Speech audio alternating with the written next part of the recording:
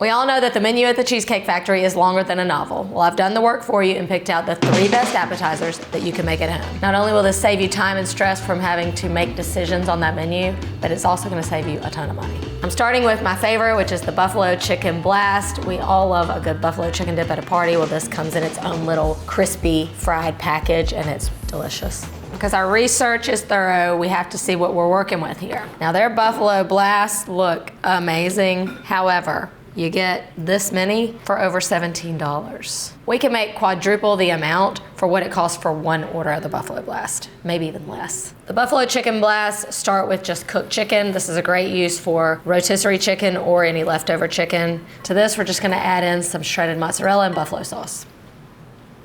Did your mom ever teach you how to grate the cheese the right way? It's not like this, but rather like this. Then the cheese stays inside and it's easier to transfer right into your bowl. And that's just smart. And about a 1/3 cup of buffalo sauce. Take an egg, you wanna beat it with a little bit of water, and we're gonna use this as a glue to seal up our little packages. For our Buffalo Blast package, wonton wrappers. We're going to take a wrapper, add in a little bit of filling, and dip your finger in the egg, run it around, and then fold these into triangles. You'll just press a little bit along the sides and let that egg start to activate as a little glue. Bada boom, keep going. Okay, locked and loaded. I have made like 26, and I mean, I could make another 20 easily with the amount of filling I have left. Because these are super indulgent, I mean, you could cook them just like this. But why, when you can bread them and then fry them? Just get some flour, and then you're just gonna season your flour with a little salt. So I'm gonna use the egg wash from earlier.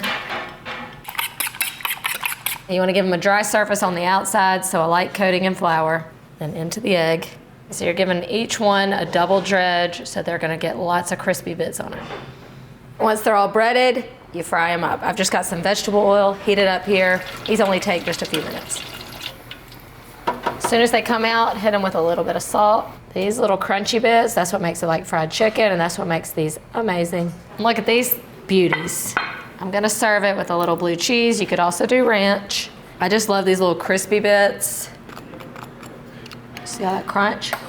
They call them blasts because they're just like so much flavor just blasting out. This is better than a buffalo chicken dip. These are so good. They are just little like pockets of perfect bite flavor bombs. Steamy, cheesy, spicy goodness. The only thing missing next to this is a cold beer. Okay, the Thai chicken lettuce wraps. Now this one to me is the best value, about $14. But this is a lot of food. This one is complicated. You would never recreate this at home with all these components. So I'm gonna simplify it. I mean, we're gonna do the chicken, the peanut sauce, and all the accoutrements. The Cheesecake Factory version comes with 3 different sauces and a whole bunch of other things. I'm going to condense the best part of those 3 sauces into one sauce because I know you, and I know you're not gonna make all 3 sauces to make this dish. We're all about simplifying the process. So I'm gonna start with the chicken marinade. I'm gonna start with ginger and garlic. That is going in both, so I'm just gonna go ahead and put it into 2 different bowls. I'm using fresh ginger. I've talked about this before because it's so inexpensive and it lasts forever in your fridge. Use a spoon to peel it. It's okay if there's still a little skin left on. It's not gonna hurt you, especially in the marinade. All right, and then I like to grate it in with a microplane. This is a time when if you just don't have this and don't want to buy it, but you have everything else, just use dried ginger. Dried ginger does, to me, have a really similar flavor to the fresh. I use it all the time as a substitute in marinades and stuff. I'm gonna also add in some yellow curry paste and with just about a tablespoon of that, and then a squeeze of lime. Then I'm just gonna balance out the acid with a little oil, avocado oil or any kind of neutral oil, and then a little coconut milk. This is gonna add just a little subtle sweetness and then just a little splash of honey. And that's just good. That will make a delicious sauce on its own. So in goes the chicken.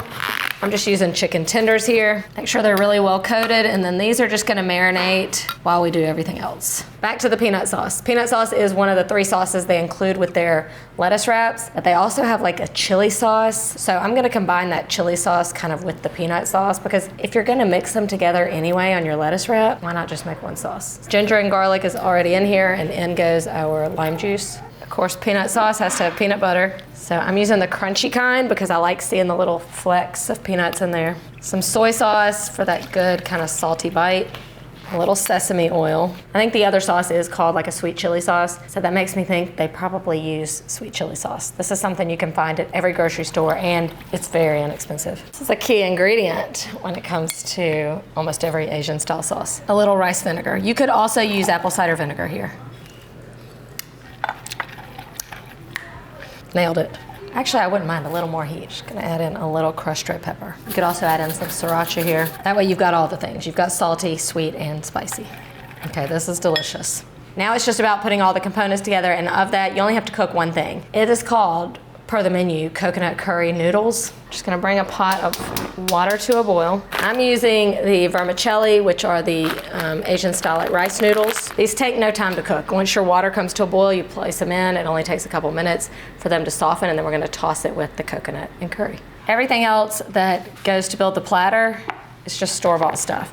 So they use like a bib lettuce or a butter lettuce, or just a soft green leaf lettuce will work just fine.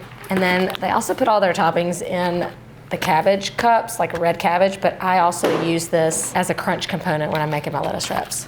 You can just pick up some matchstick carrots. This adds great sweet crunch. The other thing we'll just toss together is their cucumber salad. It's just red onion with a little English cucumber, just a little vinegar, sugar. They have a little sesame seed on theirs. I don't think it's really gonna change the flavor. It's just for looks, so you don't have to have this. Water's boiling. I'm gonna add in a little bit of salt, not as much as if you're doing Italian pasta, because this cooking happens really fast and it will absorb way too fast. And then you drop the noodles in, and we do not want to overcook these. These stay pretty al dente, 2 minutes tops. Drain.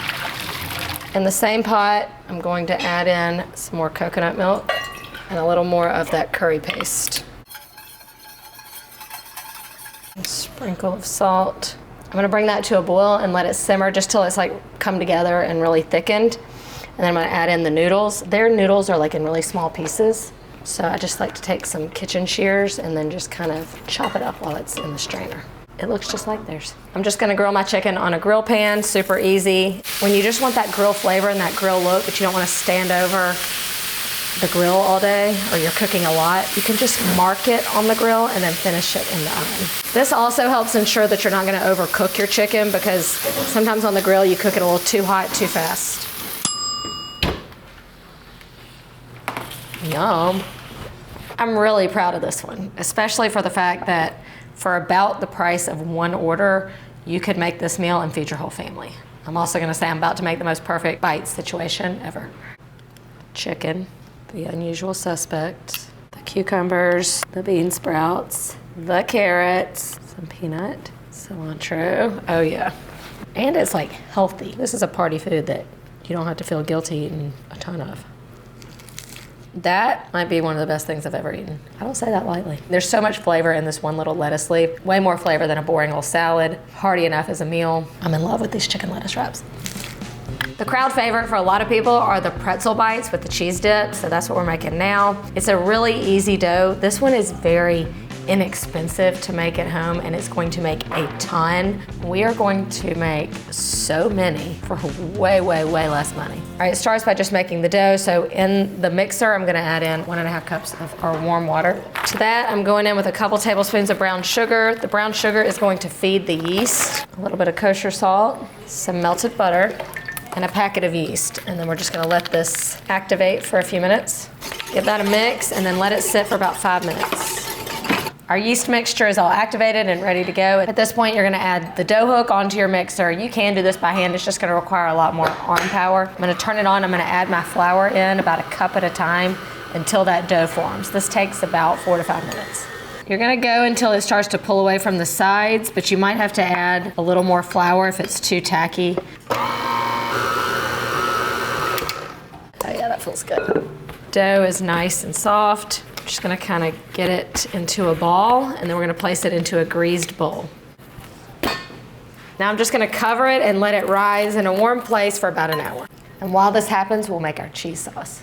To make the cheese sauce, I'm just doing a simple roux and then adding in some milk and whisking in your cheese. This is just an easy cheese sauce that you can make probably with pantry staples you have, but since you went through the trouble of making the pretzels, you could use store-bought cheese sauce. I will not tell. Season it up with a little salt after it's thickened, and then whisk in the cheese. Now that was easy. Just keep it warm until you're ready to serve. He has risen. So easy, works beautifully. Now you're going to roll it into the balls. So just pinch off a little bit, flatten it out into a little disc, then pinch it and roll. Bring some water to a boil, and then we're going in with a half a cup of baking soda. This is what gives pretzels their distinct texture and flavor. And then you're gonna go in with your little balls of dough. They only cook for about 30 seconds or so, so just do a few at a time, and then you're going to transfer them to a cookie sheet. Before they go into the oven, you wanna brush it with a little egg wash. That's gonna give them a nice sheen on the outside, and then I'm going in with some big flaky salt. These go into the oven 450 degrees for about 15 minutes. I got 3 words for you. Golden brown and delicious. Wish you could smell it. Look at those beauties. Theirs definitely has a sheen to it, and I believe that probably came from butter. So we're gonna give them a little suntan. Oh yeah, that's good looking. That looks better than what came in that Cheesecake Factory package. A flavorful toasty crust on the outside and the tender inside. You can't beat that. It's like biting into a pillow of flavor, like coated in cheese. Besides the fact that these are about 95% cheaper than getting them at Cheesecake Factory, they're also about 95% better. I feel like this is one that you're just gonna have to taste for yourself to believe how delicious this is. There you have it, we did it. You gotta remember these recipes next time that craving hits for those Cheesecake Factory favorites. Not only will you save a lot of money, but you'll also save a lot of time reading that menu novel. What do we call that? The perfect bite. There we go.